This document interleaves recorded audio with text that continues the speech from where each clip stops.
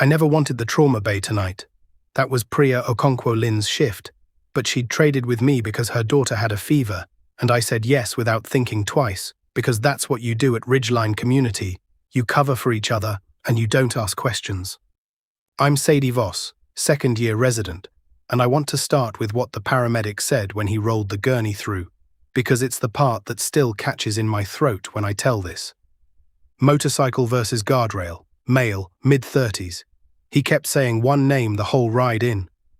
The medic's eyes flicked to me, apologetic. He kept saying Sadie. I stood there in the fluorescent wash of the trauma bay, gloves halfway on, and looked down at the man on the gurney, and the floor tilted sideways under me because I knew that jaw, that scar through his left eyebrow, even bloodied and pale. Eli Marsh.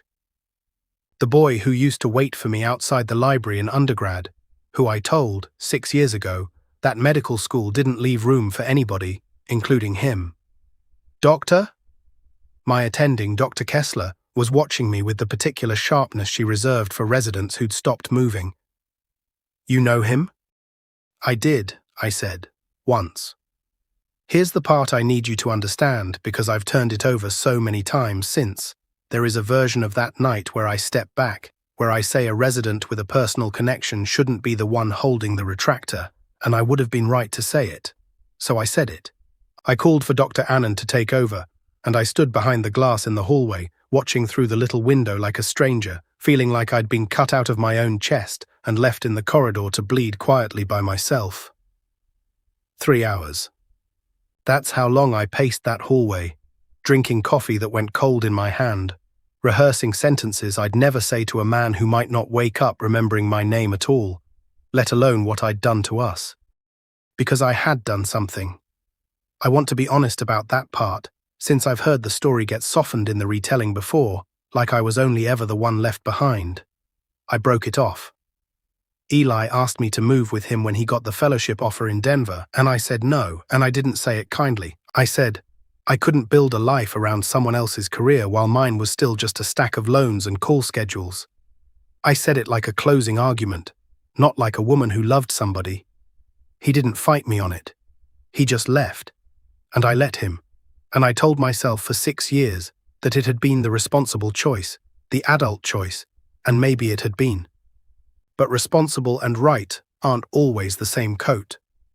Dr. Anand found me at 6 in the morning, my scrubs wrinkled, my ID badge turned backward from all the pacing. He's stable, she said. Stitched, splintered, lucky. You can go see him if you want, not as his doctor, just as you. I almost didn't go in. I stood at the door of Bay 6 with my hand flat against the cool metal, and I thought about every reason walking away had made sense the first time, and none of them felt like reasons anymore. They just felt like fear wearing a white coat. He was awake when I stepped in, one arm in a sling, a line of stitches disappearing into his eyebrow, and when he saw me, his whole face did something complicated, relief and hurt, and something that might have been a laugh trying to happen anyway. Of course it's you, he said, voice rough. I get flattened by a Buick and the universe still can't resist a punchline. It was a guardrail, I said. And I'm not the punchline, I'm the resident who almost scrubbed in on your case and had to be pulled off for conflict of interest. Conflict of interest. He tested the words like they tasted strange. Is that what we're calling it? I pulled the visitor chair closer, close enough that I could smell the antiseptic and, underneath it, something that was just him, unchanged. I said something to you 6 years ago I've regretted more Tuesdays than I've said out loud.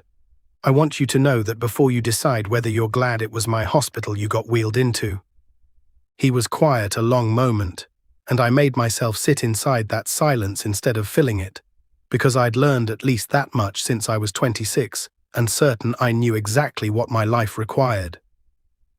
I moved back 8 months ago, he finally said. Took a job 2 towns over. I drive past the exit for this hospital probably twice a week, and I always wonder. He looked at me, steady despite the drugs still working through him. I wasn't trying to find you tonight, Sadie. I was trying not to hit a deer. I laughed, wet and sudden, the kind that arrives right behind tears. That tracks. You always did have terrible timing. I had one good piece of timing, he said. I just didn't get to keep it. I won't pretend the rest unspooled easy, because it didn't. There were weeks of careful coffee dates where neither of us said the big true things. Weeks where I caught myself waiting for him to leave again before he'd given me any reason to expect it. Old scar tissue flinching at shadows. But I keep coming back to that hallway, the version of me standing outside the glass, powerless, forced by every rule I respect to let someone else save the person I loved, and how sometimes the profession asks you to step back from your own life so you can be trusted with everyone else's. I think about whether I'd make the same call again, walk out of that trauma bay, hand him to a colleague, follow the rule even with my heart going sideways, and honestly, I still would, every time, because the rule exists for exactly the reason it mattered that night. But I wonder sometimes what would have happened if I'd said yes to Denver instead of no in that library 6 years earlier, whether we'd have found some ordinary Tuesday together instead of a mangled motorcycle and a hallway with a little glass window. I don't have an answer. I'm not sure there is one. What I have is this. Eli Marsh, sitting across from me most Sunday mornings now, eyebrow scarred a little crooked where the stitches pulled, telling anyone who'll listen that he owes his life to a Buick that turned out to be a guardrail and to a hospital he swears he wasn't trying to find.